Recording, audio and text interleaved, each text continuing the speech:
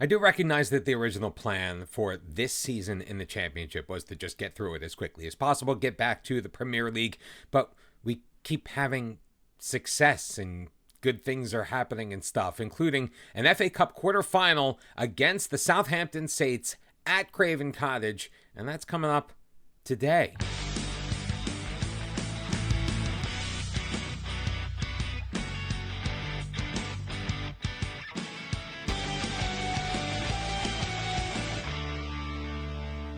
And welcome back, everyone, once again to episode number 61 of Bottom to the Top. I'm Mr. Cellophane. I hope you are having a fantastic day. Thank you very much for joining us. Before we hop into the quarterfinals of the FA Cup, we have had our youth intake. And considering we have one of the best, if not the best, youth systems in all of England, this one, it's kind of meh.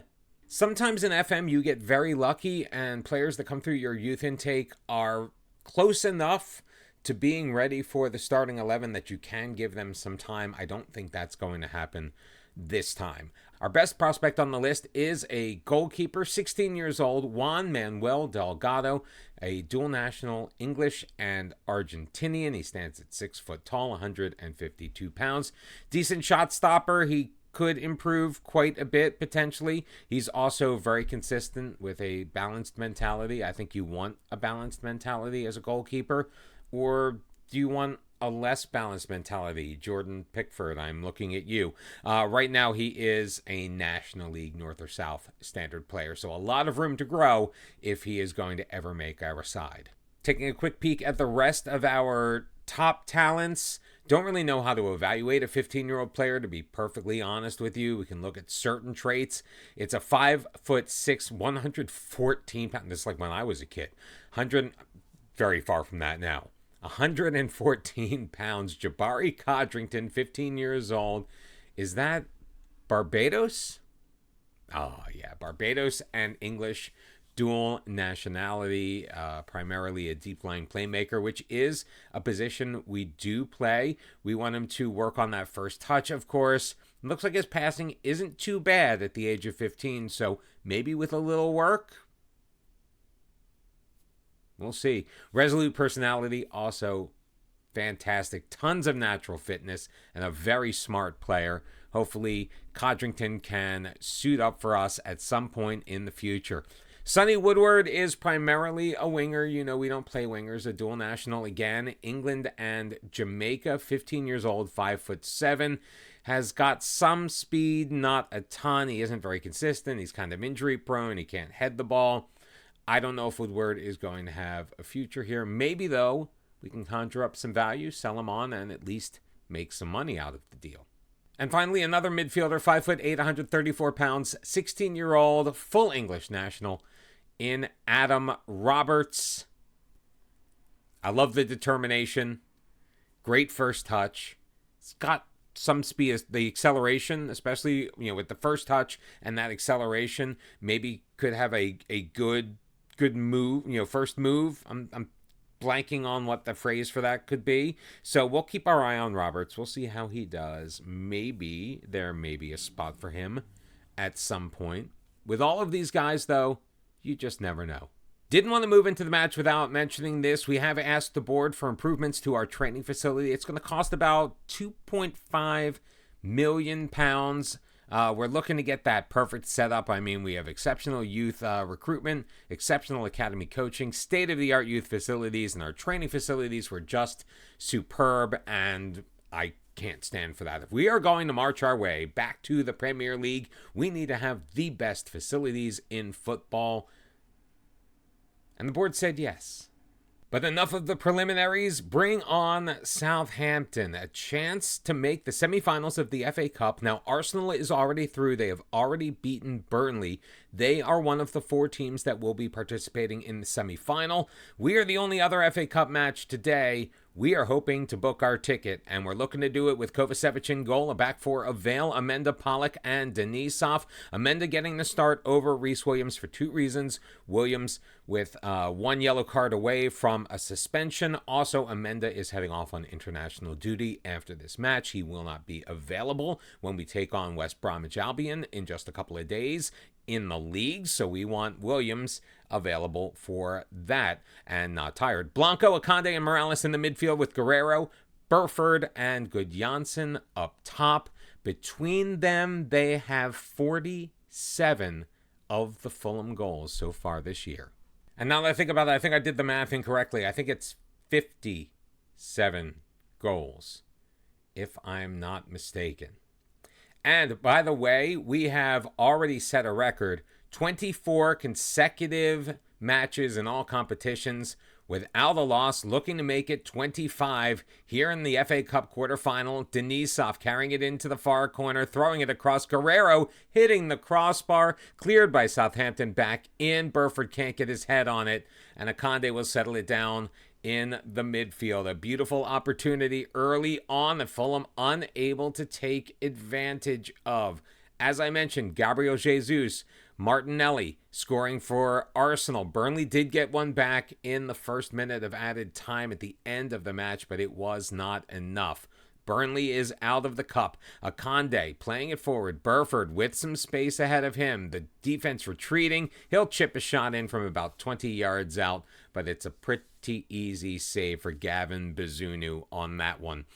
4-1 your shots on goal in the first 30 minutes in favor of Fulham, but we have not yet broken through and beaten Bazunu. In fact, Bazunu is having quite the match, making 4 saves so far. A couple of minutes remaining in this first half. Most of the run of play has gone Fulham's way. Matty Pollock, though, Marco Morales picking up yellow cards. We'll have to keep our eye on those two players moving forward. And after the first 45 minutes of a team that has scored a ton of goals all season long, Fulham's gotten nothing so far. But we have held Southampton as well. They did pick up 5 shots in the first 45, laying a couple on toward the end there. We head into the locker room, all even, 45 minutes to decide it and move on. Well, we came super close to giving a very dangerously inappropriate team talk, which would have probably scuttled our chances. Not much going on in the first 10 minutes of the second half. In fact, we have not seen a single shot on goal from either side, and the play has gone kind of back and forth. Southampton currently leading in possession at 53% of the ball, but Pollock getting the thing started on the set piece, laying it short for Akande. He's got Amenda at the base of the circle. Akande, right wing feed, Denisov. Denisov so dangerous in this position. He is going to run out of room. His cross blocked by Gutierrez. Denisov gets it back and will leave it for Pollock. Over for Amenda, looking to work it around to the left. Flipping it forward. Vale on the left wing into the middle. Gudjohnsen header on, hitting the crossbar. Cassandro getting up for Torres, laying it back for Cassandro. Intercepted, though, by Morales. Vale in the middle. Akande has a man on him. Back for Vale along the far sideline. And that is where the attack is going to end. So far, Fulham unable to do anything offensively. We've gotten a couple of very good opportunities, and we are going to have to make changes to our front line. Daniel Juarez is going to come in place of Federico Guerrero. Burford picking up a bit of a knock as Zidkiga Chandler will make his way onto the pitch in his stead. And Marco Morales, I am very, very worried about that yellow card. Luka Verbancic is going to make his way on as 3 alterations to the Fulham lineup are made. We are still on an attacking mentality. 15 minutes left to go and still no score in this FA Cup match. We have already knocked off 2 Premier League teams in this FA Cup run, in Brentford in the 3rd round, Everton in the 5th. Hoping to make Southampton the trifecta. I'm pretty sure, unless Sunderland has a really good match and we end up drawing them in the semifinal, I'm pretty sure we're going to have to face yet another Premier League side if we can win. But Southampton regaining possession in the midfield. Bayono to Cassandro holding up play. Bayono, Malumbi looking for some kind of an inroad. Defensively, we are really good, and Denisov charging forward is going to cut that one off, playing it in the middle. Gudjohnsen taken down. A penalty called, and a spot kick could be what decides this.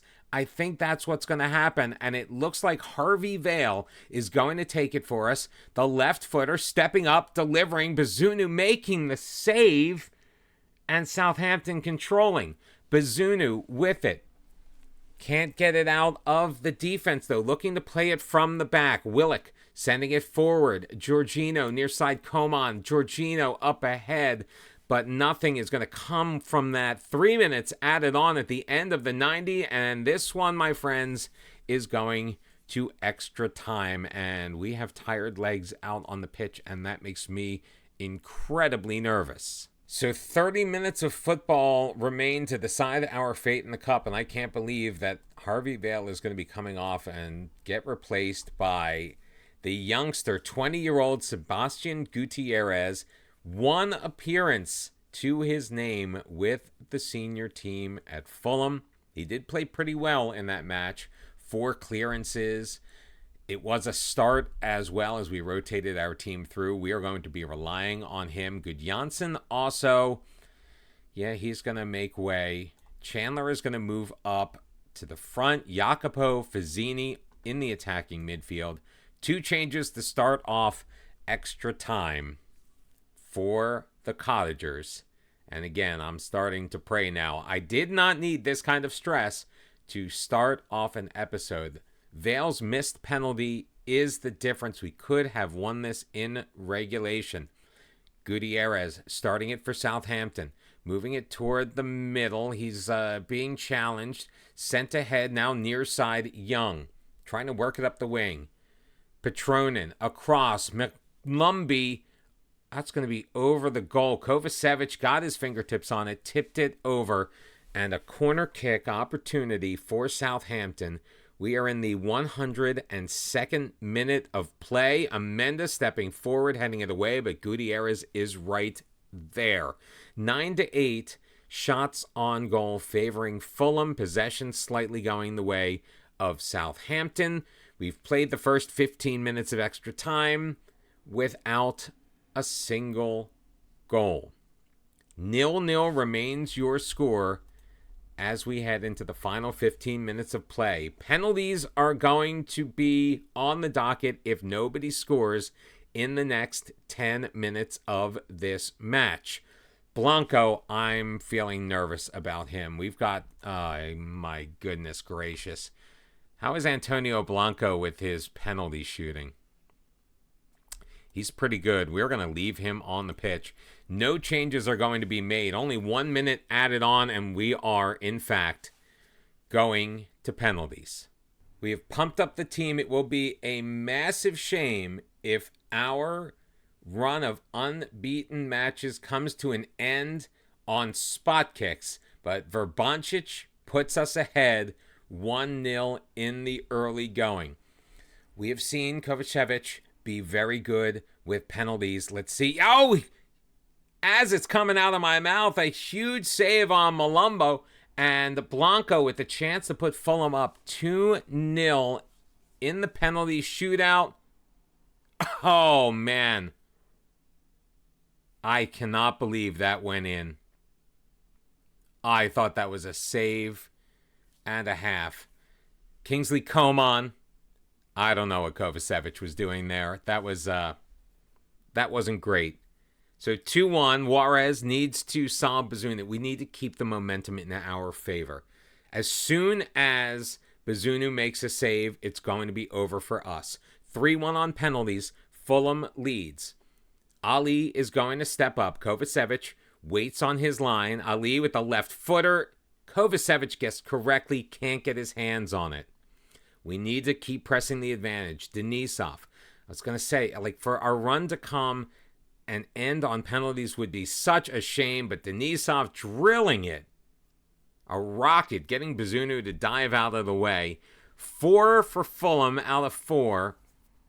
Southampton with 2. So if Petronin misses, we win. If he scores, then it will be up to our final taker. If we score, it's good, but it's not. Petronin missing it wide. I think Kovacevic tipped that to the side. Fulham wins on penalties 4-2. We are moving on to the semifinals of the FA Cup. Apparently, we weren't the only team that needed penalties to get through. Manchester City required spot kicks to take out Sunderland. So Arsenal, Chelsea, Man City, and Fulham for the FA Cup semi-final. This should be a pretty quick draw. Man City is going to be at home at the Etihad, taking on Chelsea, which means that we will be playing Arsenal. Where are we going to do it? We're doing it at home. Any advantage we can get, we will take. A chance to play at Wembley for the FA Cup, and it's going through Craven Cottage. All we have to do is take out Arsenal.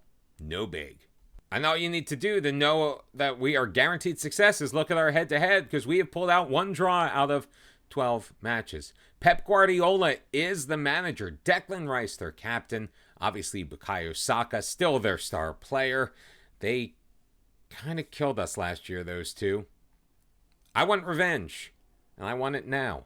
Of course, I'm not going to get it now. That match isn't coming up until the 20th of April, but it will feature in tomorrow's episode of Bottom to the Top. That I guarantee.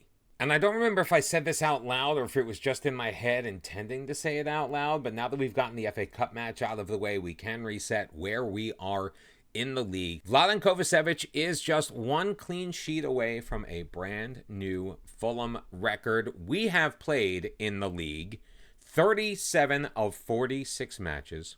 Currently at the top of the table, sitting on 91 points. We are 6 points north of Norwich. We do have a game in hand on them. They have been keeping up with us based on what we have done. Just a couple of draws. Most of these matches have been wins, including 3-0 against QPR away, 3-1 over Coventry. We beat Everton, as you saw, 5-1 in the Cup, 3-1 over Blackburn, 1-1 draw against Hull. A bit disappointing. We took a pretty early lead in that one, let them back in with about 20 minutes left to go, and sadly were unable to score another one. That is what got Norwich within single digits of us to begin with. But we are up 6 points. We have 9 matches left to go, only 8 for Norwich. So in the next episode, we are going to be having the semifinals of the FA Cup, of course, against Arsenal, but we are also going to have the match that will win us the championship, assuming that we can hang on and win the championship of the championship. Still can't wrap my head around the whole naming convention. Federico Guerrero has been named to the Argentinian squad, capping at 20 years old, and look at this stud.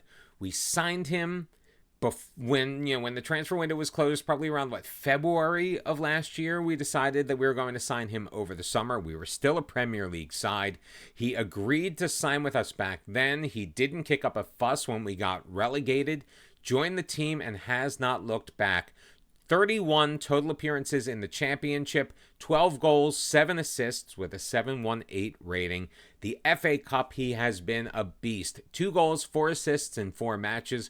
Added a goal in the Carabao Cup, 26 goal contributions across all competitions in 37 matches, and he's not even really playing full time, to be perfectly fair. There are many matches where we are ahead comfortably, where we pull him out and give other people an opportunity to play. He is a world-class player according to our coaching team and our scouts.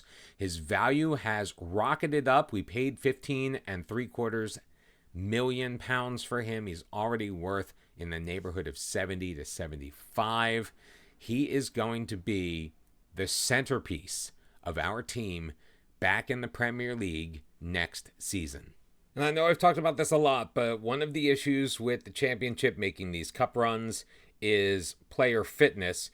Norwich making things very interesting for us. They just won their last match. They are now 3 points behind us in the table. Now, we do have now 2 games in hand, but we are doing some heavy rotating for the West Brom match. Now, we drew them 0-0 earlier in the season, hoping to get a better result here. Kovacevic is going to be in goal. Neil Coulter is going to make the start at left back. Right back will be Daniil Denisov.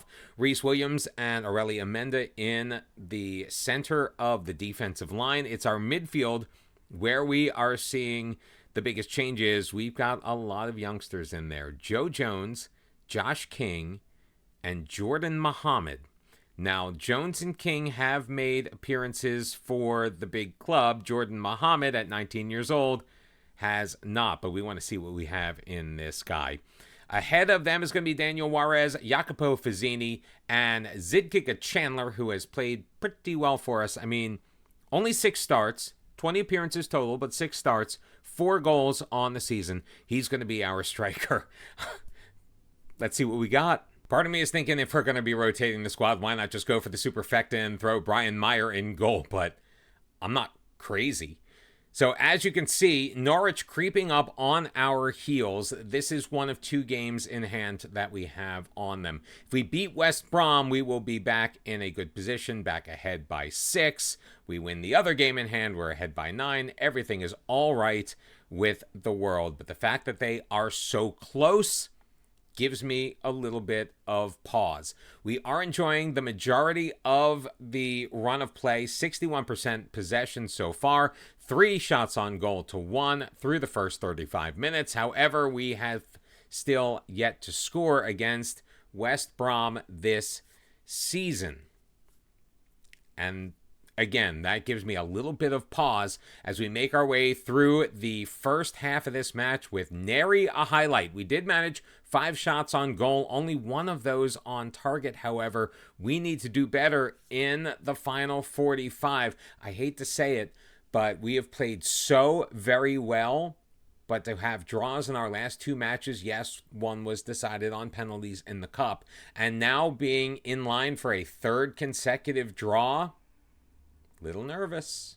We're going to keep the personnel the same for the second half. Hopefully we can get some positive momentum in this match. Otherwise, we're going to have to bring on the big guns, and we're going to have to bring them on pretty quickly. I mean, a loss here, a draw here, isn't the worst thing in the world. But with Norwich playing as well as they are, we need to do our level best. Phillips regaining control as Fulham loses possession. Fletcher with it in the midfield.